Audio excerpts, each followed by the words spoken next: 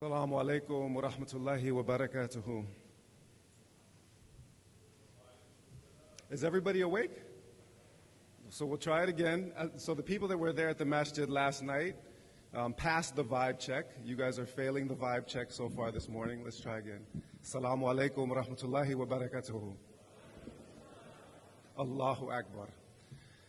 It is an honor, a privilege, and a pleasure to be back in Knoxville, and particularly to address this auspicious gathering to reflect collectively on the treasures of the Qur'an, and specifically on the Qur'an as a message of liberation. And I want to walk through the doorway that my sister, Ustadha Zainab, opened for us. Into an understanding, first of all, of where this talk is going to come from.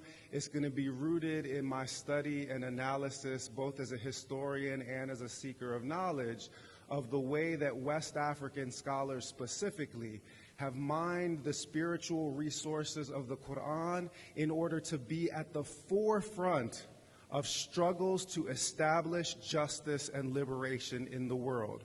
If you get the opportunity to get a copy of the Walking Qur'an, and I didn't ask her to promote it, in part because academics don't make anything off of academic books. I get like 35 cents a book. You produce them because they're part of the process of the academic tenure process and because you want to spread knowledge. So I'm not promoting anything when I send you to the Walking Qur'an, but if you turn to chapter 3 of the Walking Qur'an, you will learn about anti-slavery movements led by West African Muslim Sufi scholars, and they were all Sufis. They were all people who were committed to the sciences of spiritual purification because they understood in an intrinsic sense that the Qur'an is a document that is designed to liberate human beings from the oppressors inside themselves, and through those acts of inner liberation, then liberating them from the oppressors in the world. That there is an organic and intrinsic relationship in the Qur'an between spirituality on the one hand and social justice on the other. And if you don't believe me, and if you say that this is just things that West African Sufis did, that this isn't, Qur'an, I will point you back to the Qur'an itself. We'll start with Surah Al-Hud. 120th ayah of the 11th chapter of the Qur'an. Allah says, what we translate, all that we relate to you in the tales of the previous prophets, with it we fortify your heart.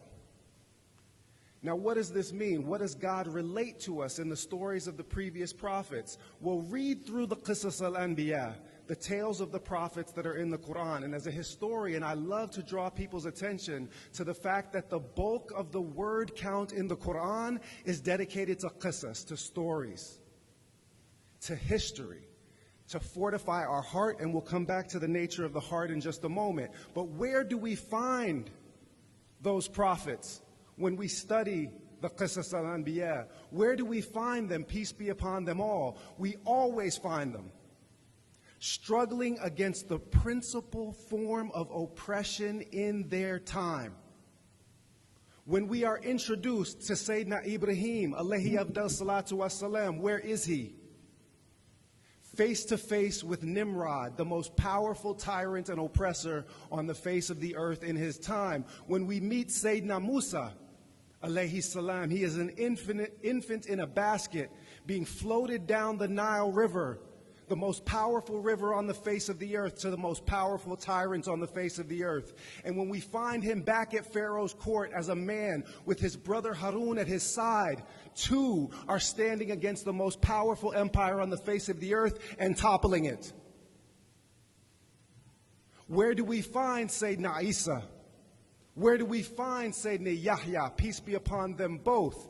We find them being persecuted by the Roman Empire and speaking truth to power in the face of tyrants. Standing up to the fundamental forms of oppression in your time is the fundamental task in the world of anyone who would call themselves a believer.